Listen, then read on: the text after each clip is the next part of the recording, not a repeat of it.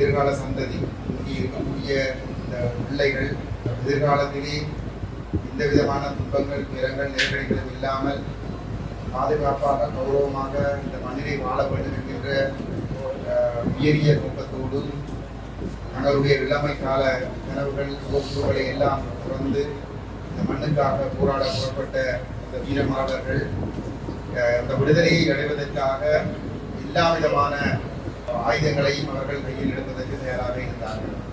பொதுவாக விடுதலை புலிகள் இயக்கம் என்று சொன்னால் அவர்கள் ஆயுத வழியிலே மட்டும் போராட தெரிந்தவர்கள், வன்முறை மட்டும்தான் அவர்களுக்கு தெரியும் என்றுதான் சிங்கள தேசமும் இந்த வெள்ளாதிக்க சக்திகளும் ஒரு பிரசாரத்தை செய்வது வளமை.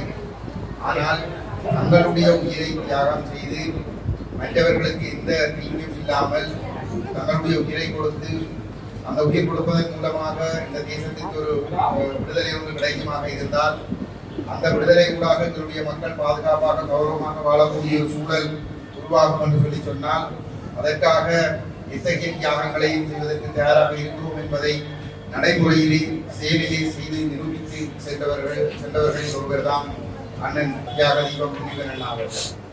1987 ஆண்டிலே இந்திய படைகள் ஈழத்தமிழர்களை பாதுகாக்கிறோம், ஈழத்தமிழர்களுக்கு உரிமைகளை பெற்று தருகிறோம் என்று கூறி இந்த மண்ணை ஆக்கிரமித்து இங்கே காலடி எடுத்து வைத்த போது அந்த படைகள் இந்த மண்ணிலே நிற்கத்தக்கதாக எங்களுடைய தேசத்தில் ஆக்கிரமிப்பு நடவடிக்கைகளை சிங்கள வீரவாதம் தீவிரப்படுத்தி இருந்த ஒரு சூழலிலே அந்த ஆக்கிரமிப்பு நடவடிக்கைகளை கட்டுப்படுத்த வேண்டும் என்ற கோரிக்கைகளோடு அண்ணன் திலீபன் அவர்கள் உணவும் இறந்தாமல் நீரும் இறந்தாமல் தன்னுடைய உடலை மெழுகாக உருக்கி ஒரு போராட்டத்தை ஆரம்பித்திருந்தார்.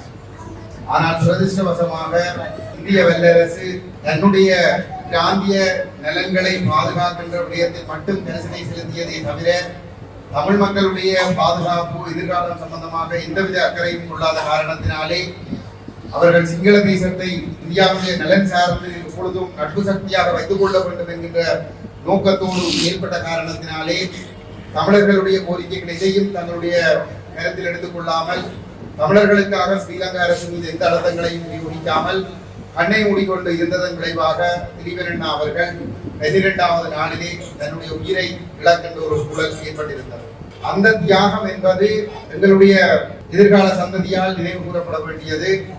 அது வெறுமனே அவர் எங்களுக்காக தியாகம் செய்தார் என்பதை நினைவு கூர்ந்து கொண்டு எங்களுடைய வளமையான வீரர்களை பார்த்துக் கொண்டு செல்வதற்காக அல்ல, மாறாக எங்களுடைய தேசம் விடுதலை பெறுவதற்காக அவர்கள் விட்டு சென்ற அந்த பணிகளை நாங்கள் தொடர்ந்து முன்னெடுத்துக் கொண்டு செல்ல வேண்டும் என்பதற்காக இந்த நினைவு கூறல்களை நாங்கள் மேற்கொள்ள வேண்டியவர்களாக இருக்கிறோம். அந்த நேரத்திலே அந்த சம்பவம் நடைபெறுகின்ற பொழுது திலீபன் அவர்கள் உயிர் கொடுக்கின்ற அந்த சம்பவம் நடைபெறுகின்ற பொழுது நாங்கள் சிறுவர்களாக இருந்தோம். எனக்கு 13 வயது.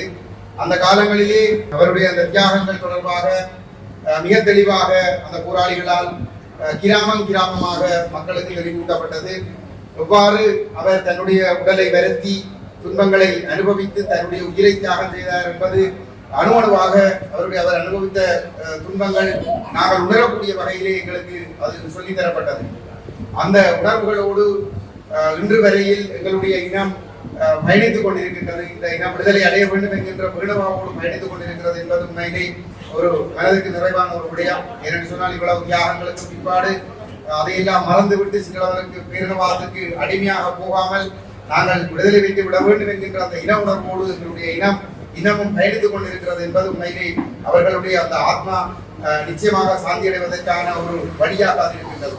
அந்த வகையிலே இங்கே இருக்கக்கூடிய இந்த பிள்ளைகள் நீங்கள் இந்த உணர்வுபூர்வமான இந்த தமிழ் தேசியம் சார்ந்த இந்த பயணத்திலே இந்த போட்டி நிகழ்வுகளிலே நீங்களும் கலந்து கொண்டதன் மூலமாக ஒன்று உங்களுடைய ஆற்றல்களை நீங்கள் வெளிப்படுத்துகின்ற அதே நேரத்திலே எங்களுடைய விடுதலை வரலாற்றையும் நீங்கள் ஏதோ ஒரு விதமாக நீங்கள் ஆழமாக கற்றுக்கொள்வதற்கான ஒரு வாய்ப்பையும் நீங்கள் பெற்றுக் கொண்டிருக்கிறீர்கள். அந்த வகையிலே உங்களுடைய தாய் தந்தையர்கள் அல்லது உங்களை ஊக்கப்படுத்திய உங்களுடைய உற்றார் உறவினர் நண்பர்களுக்கு நாங்கள் நன்றி கூறுகின்றோம். ஏனென்று சொன்னால் உங்களை போன்ற விரல் விட்டு எண்ணக்கூடியவர்களால் தான் இது இந்த தேசத்தின் இந்த மக்களுடைய எதிர்காலம் என்பது பாதுகாக்கப்படக்கூடியதாக இருக்கும். என்றால் அந்த உணர்வோடு வாழுகின்றவர்கள் தான் எப்பொழுதும் எங்களுடைய இனம் பாதுகாப்பாக வாழ வேண்டும், சுதந்திரமாக வாழ வேண்டும். ஒடுக்குமுறைகள் நடைபெறுகின்ற பொழுது அந்த ஒடுக்குமுறைகளுக்கு எதிராக நாங்கள் போராட வேண்டும், குரல் கொடுக்க வேண்டும் என்று சிந்திக்கக்கூடியவர்களாக உங்களை போன்றவர்கள் மாத்திரம்தான் நிச்சயமாக இருக்கிறார்கள். அந்த வகையிலே நீங்கள் ஒரு சாதாரணமாக உங்களை சிறுவர்களாக நீங்கள் நினைத்துக் கொள்ளக்கூடாது. உங்களிடம் நிறைய ஆற்றல் ஆளுமைகள் புதைந்து கிடக்கிறது. இந்த தேசத்தினுடைய தலைவர்களாக நீங்கள் நாளை வரக்கூடியவர்கள்.